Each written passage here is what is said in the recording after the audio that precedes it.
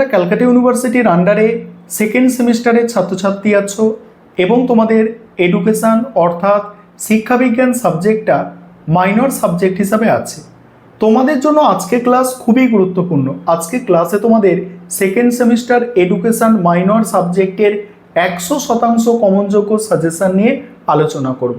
তোমাদের পরীক্ষায় 3 ধরনের প্রশ্ন আছে, 2 নম্বরের প্রশ্ন, 5 নম্বরের প্রশ্ন এবং 10 নম্বরের প্রশ্ন।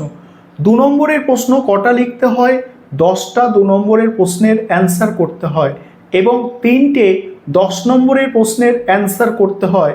তাহলে ওখানে 20 এবং ওখানে কত হচ্ছে 30, 50 এবং বাকি যে 25 নম্বর, 75 নম্বরের তো পরীক্ষা, বাকি 25 নম্বর 5টা 5 নম্বরের প্রশ্নের অ্যান্সার করতে হয়। এই হচ্ছে তোমাদের কোয়েশ্চেন প্যাটার্ন এবং তোমাদের সিলেবাসটা ইউনিট অনুযায়ী আছে। 3টে ইউনিটে তোমাদের সিলেবাস ভাগ করা হয়েছে এবং আমিও সাজেশানে তোমাদের 5 নম্বর এবং 10 নম্বরের যে সাজেশান আলোচনা করতে চলেছি সেখানে ইউনিট অনুযায়ী তোমাদের সাজেশান আলোচনা করব যাতে তোমাদের কোনো সমস্যা না হয়। এবারে তোমরা সম্পূর্ণ সাজেশান দেখে নাও। প্রথমেই ইউনিট 1 থেকে 10 নম্বরের প্রশ্ন। 2024 সালের প্রশ্ন তোমাদের জন্য সব থেকে গুরুত্বপূর্ণ, প্রথমেই বলে নিলাম।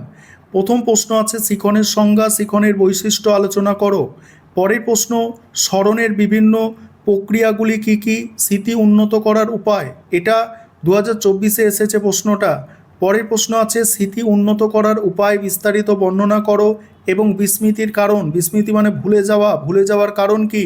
প্রথম 3টে প্রশ্ন একদম টপ মোস্ট ইম্পর্টেন্ট, অর্থাৎ সব থেকে গুরুত্বপূর্ণ ইউনিট 1-এ। তারপরে আছে বিস্মৃতি বলতে কী বোঝো, বিস্মৃতির কারণগুলি বিস্তারিত আলোচনা করো। দেখো এখানে একই প্রশ্ন ঘুরিয়ে আসতে পারে, সেই কারণে এখানে দেওয়া হয়েছে। তারপরে ব্যক্তিত্ব কি, ব্যক্তি সত্তার সংলক্ষণের বৈশিষ্ট্য বিস্তারিত আলোচনা করো। এবং ইউনিট 2 থেকে দেখো খুব লিমিটেড প্রশ্ন দেখতে পাচ্ছ সাজেশানে, অনেক প্রশ্ন করতে হবে না। প্রথম 3টে করে প্রশ্ন সব থেকে গুরুত্বপূর্ণ যেগুলো বলে দেওয়া হচ্ছে।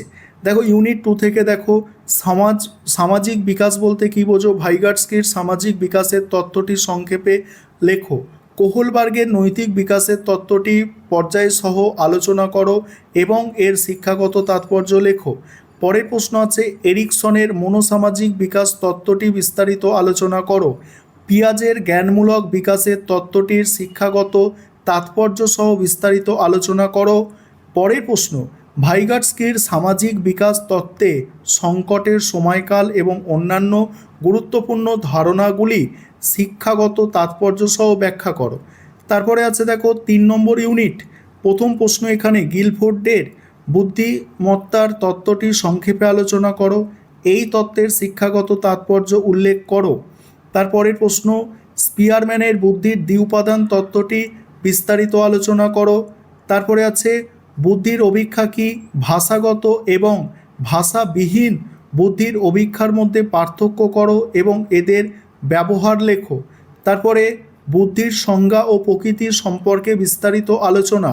নেক্সট হচ্ছে গার্নারের হবে, এটা গার্নার, ঠিক আছে, গার্নারের বহুমুখী বুদ্ধির তত্ত্বটির শিক্ষাগত তাৎপর্য সহ ব্যাখ্যা করো। এবার 5 নম্বরের প্রশ্ন দেখো। 5 নম্বরের প্রশ্ন ইউনিট 1 থেকে দেখে নাও। আরেকটা বিষয় এখানে মনে করাই তোমাদের জন্য কিন্তু স্টাডি মেটেরিয়াল অর্থাৎ পিডিএফ নোটস রেডি আছে। তোমরা যদি কেউ স্টাডি মেটেরিয়াল কিনতে চাও তাহলে স্ক্রিনে দেওয়া নম্বরে যোগাযোগ করবে। দেখো শিক্ষা কিভাবে মনোবিজ্ঞানের সাথে সম্পর্কিত বা শিক্ষা মনোবিজ্ঞানের সম্পর্ক এইভাবেও আসতে পারে। ব্যক্তিত্বের সংলক্ষণ বলতে কী বোঝো, শিক্ষা মনোবিদ্যার সংজ্ঞা এবং এদের পারস্পরিক সম্পর্ক। স্মৃতির প্রক্রিয়াগুলি সংক্ষেপে কী কী। শিক্ষাক্ষেত্রে শিখনের যে কোনো 5টি বৈশিষ্ট্য। তারপর ইউনিট 2 থেকে দেখো এরিকসনের মনোসামাজিক বিকাশ তত্ত্বের বিভিন্ন পর্যায়গুলি কী। পিয়াজের জ্ঞানমূলক বিকাশ তত্ত্বে যৌক্তিক সক্রিয়তার স্তরের বৈশিষ্ট্য। সংকটের সময়কাল বলতে ভাইগটস্কি কী বুঝিয়েছেন। কোহলবার্গের নৈতিক বিকাশের তত্ত্বের শিক্ষাগত তাৎপর্য সংক্ষেপে লেখো। এরিকসনের মনোসামাজিক বিকাশ তত্ত্বের 6ষ্ঠ পর্যায়টি সংক্ষেপে লেখো। ইউনিট 3 থেকে স্পিয়ারম্যানের বুদ্ধির দ্বিউপাদান তত্ত্বটি বিশ্লেষণ করো। বুদ্ধির অভিক্ষার ব্যবহার লেখো। থর্নডাইকের বুদ্ধি সম্পর্কিত তত্ত্বটি সংক্ষেপে ব্যাখ্যা করো। তারপরে আছে দেখো, তারপরে আছে তোমাদের বুদ্ধির দ্বি উপাদান তত্ত্ব অনুযায়ী বুদ্ধির সাধারণ উপাদান এবং বিশেষ উপাদান বলতে কি বোঝো। তারপরে পাক্ষবিক বুদ্ধি এবং ইকিউ এর সাধারণ লক্ষণগুলি আলোচনা করো। এবার এটা যেটা আছে এটা হচ্ছে সিলেবাস। তোমরা যারা সিলেবাসটা দেখতে চাইছো তোমরা সিলেবাসটা একটু দেখে নিতে পারো। সিলেবাসটা এখানে দুটো ভাষায় লিখে দেওয়া হয়েছে যাতে তোমাদের সুবিধা হয়।